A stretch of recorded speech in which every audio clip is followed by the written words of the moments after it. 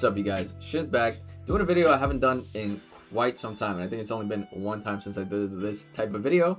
But over the weekend, we did have the announcement that Meganium would be coming to Scarlet and Violet as a 7-star Terra raid. Now, obviously, Meganium, all of the starter Pokemon are already in the game, but it's always nice to still keep getting these 7-star Terra raids to get that mightiest mark.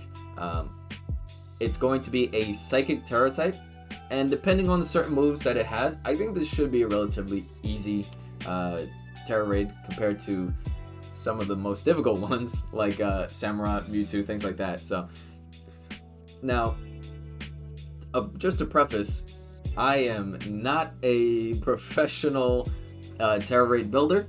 I do come up with like decent stuff and kind of work around it day of. But just giving you my insight, my input as a casual player, a little bit more than casual, but like not pro. I'm not a PokeTuber. So if you are interested in looking at those, obviously there's a wealth of them. I will always give a shout out to Osiris. I think Osiris's builds are always relatively like on the mark. So, but yeah, just anytime one of these gets announced, the first thing I do is I look straight at the hidden ability, which I'm sure everyone does, obviously. But doing these, I've actually learned so much about abilities and stuff like that, and workarounds and yada yada yada. So it's kind of nice to always have these things happen and just have them have unique things. So like Leaf Guard prevents the Pokemon from being affected by status conditions during strong sunlight. Obviously, two things that we could take from that. One, the first round is just going to be dropping Sunny Day. Or they could go and surprise us, right? And do it after Shield Break, depending on if Shield starts at the start of the, it wouldn't be the first time they've done a match where the Shield activates at the start. So those are kind of two workarounds, right? Like, if you start the round with it for Sunny Day, you can't do any status conditions. And then you can't anyway when the Shield is up. So we'll see. I'm assuming it's starting with Sunny Day, though. The other obvious thing is that you could just do Rain Dance and get rid of the whole thing, right? But a lot of these moves that I'm thinking about with a lot of these names that you can see up top there, spoiler, avoids using Rain Dance. I think we can use Sunny Day to our advantage in some of these instances, but I'm not really super committed on most of these. These are just kind of me gauging ideas out. One other thing to note, obviously, 88% male, based off the image here. It is going to be a male Meganium because the antenna is really long there, and female Meganiums have shorter antennas. That's only if you care about like having a male-female Pokédex like good friend to the channel ProfCat does. So yeah. With it being a Psychic Terra type, obvious to me the move is going to be Zen Headbutt. I think it would be super interesting though if we see it use Reflector Light Screen. That would just be like, I don't think we, as far as I remember, and again it's been like what, almost 2 years, right, since Scarlet and Violet has come out. Maybe I'm exaggerating. I might be, yeah, I might be way off. I think like maybe a year and a half. I don't think we've seen any 7-star do Reflector Light Screen, so it would just be interesting because overall I don't think, like I said, this would be a crazy raid. You do have the most obvious thing that you go with being Dark type Pokemon for this. It would just nullify the fact that it's even a Psychic type. But since they're they're pretty good with doing like counters to the obvious thing, I fully expect this Meganium to have Body Press. Now with Sunny Day, it'll probably take advantage of it and do Solar Beam. I don't see it doing any health restoring attacks like Giga Drain. I think that they're definitely good with. If not, it might do it one time. But I don't think it's really something that I'm expecting it to have. Could have other things though, like Petal, Blizzard. It wouldn't do, Poison Powder or any effects like that. Petal Dance would be crazy. That would suck that if no, they wouldn't let it. Oh wait, actually it could do Petal Dance and then avoid the confusion. So it could do that. Maybe that's where you would do the rain dance, right? To time it perfectly after the 2 or 3 dances, make it rain, and then screwed. But Meganium is a all-rounder, so I don't think there's like one leeway in where you could say like, oh, we're only running special, we're only running physical attackers. But based off a lot of these moves, other than Zen Headbutt, I think it's going to go special attack. It having Bulldoze might affect certain ideas that I had, but I really do think it's going to go Grass Normal and Body Press for a lot of these attacks. And of course, Zen Headbutt. But yeah, Bulldoze might throw things off for me. So first things first, Grimmsnarl, I think if you're not looking at like a solo kind of thing, you're looking in a support capacity, I think Grimmsnarl for the most part works here. I just always, like, Grimmsnarl has been my favorite support for raids in general. You know, you could throw up, I would say Light Screen, only because it's probably going to have a lot more special attacks than physical attacks, but you could bring both with your Light Clay. There's no real reason to have Paralyze. Spirit Break could work though, because it's gonna, if it does have a lot of those special attacks, I think this is again one of those situations where I would just be changing things up based on the fly. But off the rip, in my mind, special attacks are gonna be a problem. For you personally as Grimmsnarl, Zen Headbutt wouldn't even affect you. I'm probably not gonna run Grimmsnarl, only because I'm super lazy and I don't want to have to like change it from Fairy Terra to Dark Terra and then back and forth. Although they did give us, you know, a shiny distribution level 50, you know, Grimmsnarl that I probably could just edit that instead. But I think we could do some more fun things instead. But yeah, I think you could kind of get away with doing the typical thing with Grimmsnarl here in a support capacity. But the rest, I'm kind of just thinking about like, how do we attack, you know? So, of course, Spiritomb defensively, really good. Off the rip, anything Dark type, I'm not going to keep explaining we're avoiding physical attacks by doing Dark types. But you also avoid the Body Press problem that I anticipate we're going to have for Dark types, with Spiritomb being Ghost type. Solar Beam and other attacks getting a boost from Sunny Day could potentially be a problem depending on any other stat boosts Meganium does. But, you know, defensively, Spiritomb pretty even. I mean, not pretty even, is even. So you could probably do let's see. Oh, you know, depending on how things work, you get away with doing Will-O-Wisps, you know, when you don't have Sunny Day out. You could even do Rain Dance, right, to get rid of that as Spiritomb. Hit Meganium with the Will-O-Wisps. Decrease the damage for physical attacks. Again, depending on the Meganium's movesets. And then you can kind of just build yourself up with, where is it? Nasty Plot, right? And go physical. I mean, wow, special attack. I'm so sorry. I don't do these with a script, so. But yeah, moving on to these next three. These were primarily like, okay, how do we take advantage of Sunny Day? I'm not really thinking about attacks with these three.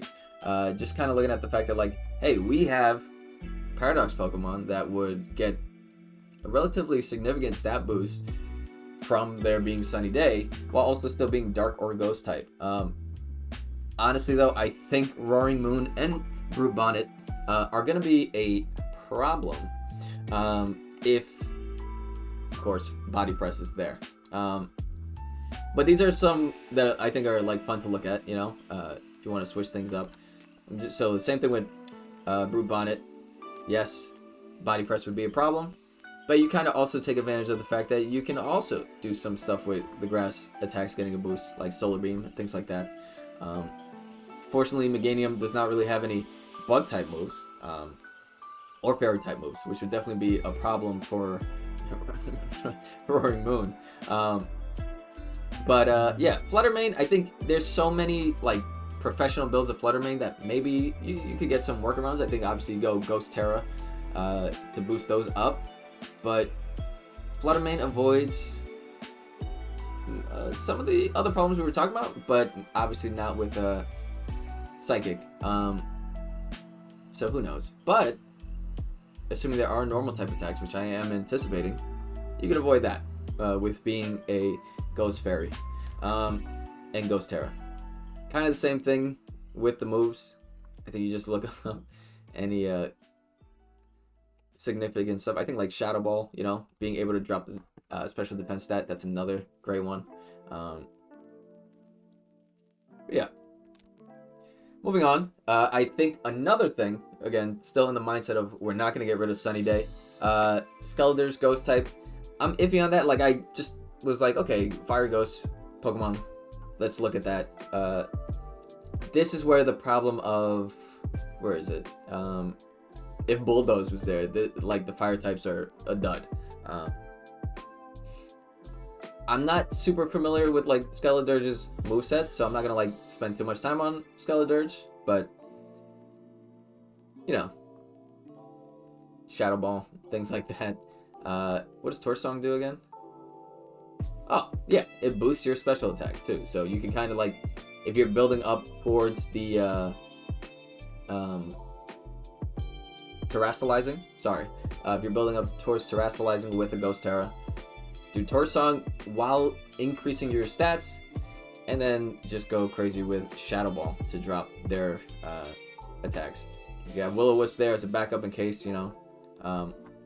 Defensive, like stat-wise, yeah, could be a problem with the special defense moves. But pretty good special attack stats for Skeledirge. The last one I'm going to talk about, I think it's another Terra Raid darling, Cerulege. Flash Fire instead of weak armor. That would just be putting yourself at a complete disadvantage, dropping your defenses here for the sake of speed. But again, playing up the fact that you would get a boost from Sunny Day, it would be a great way to use Bitterblade, heal yourself up, while also having Shell Bell. And again, I always forget to mention this, item-wise, by default, I feel like everyone's going to go Shell Bell, you know? Terrasilize into Fire type, but, sorry, not Fire type, whoa. Ghost type, to get that boost against the Terra offensively, and you're going to keep a dodging Body Press, with the assumption that Body Press would still be a problem. Same thing with like Spiritomb and Skeledirge. You would have Will-O-Wisp if Sunny Day doesn't show up. Decreases the physical damage that you would be getting from Zen Headbutt. What else? Yeah, I mean, like, you have your typical stuff that you could run with Cerulege, right? Like Sword Dance, assuming like Meganium does some crazy stat increase stuff, you can just get a Clear Smog in there, you know, while benefiting from Sunny Day, right? Like, you could at least have your fire attacks increased without necessarily having to build up the damage for that. I think,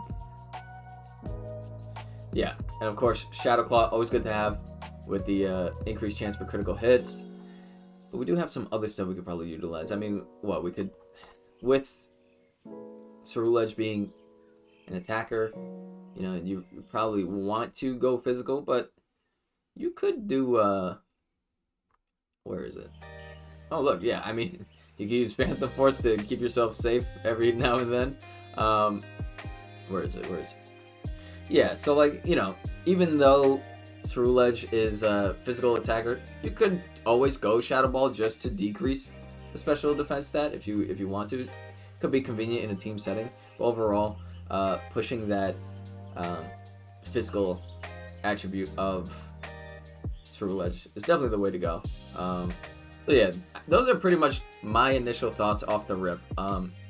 Again, I usually kind of get these quick ideas when we get the announcement, and then day of look at the attacks that the Pokemon has, and then adjust from there. You know, I don't think it's wise to just build all these up ahead of time, especially if you're like very cheap with using your items. Even though I have like 999 candies and stuff like that, you know, like I still don't like to waste them. You know, you never know. So I usually wait day of, look at how it's shaping up, and then rework any strategies I have from there. Like I said early at the start, Jan is not. Wait, did I say that? Oh my god, I don't even remember. So I did multiple takes of this video, so I totally forgot if I said that Jan is out this week. So usually we do these together, but we are not able to. He's gonna be out of the country for the next week and a half or something like that. So, yeah, hopefully, depending on the time and everything like that, maybe I can do this with Prof on stream. But I will be doing this live on stream on Thursday evening. With daylight saving, I totally forget if it's 7 p.m. Eastern time or 8 p.m. Eastern time. I already forgot. So it's gonna be what it's gonna be. But I will be live for it the moment it comes out. So if you are watching this, let me know what you think. Let me know what you're running with. Let me know if any of my ideas suck. They usually do, like I said. So no stress off of my back if these are not good. It's more about the fun of it. I feel like I've learned so much about Pokemon just by doing these things, you know? And I usually have a good time with it. Usually. Sometimes some of these have sucked. Some of these were not fun. Hearing Cinderace screaming over and over again, horrible time. Yeah. If you watched this, thanks for watching. If you made it this far, make sure you hit that like button if you liked the video. If you hate it, just let me know. You know, tell me I'm stupid. But if you loved it, hit that subscribe button. And if you just can't get enough, come over to twitch.tv/BrosCindy, where we should be live. But until then, peace.